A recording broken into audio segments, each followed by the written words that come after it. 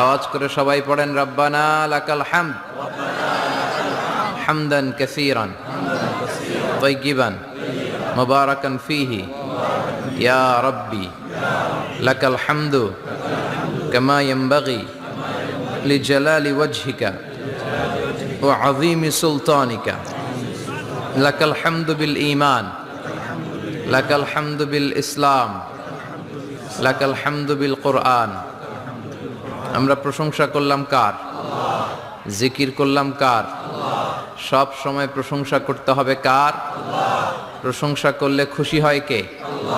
আল্লাহর প্রশংসা করলে আল্লাহ খুশি হয়ে যায়, ঠিক কিনা? আর শয়তান বেজার হয়ে যায়।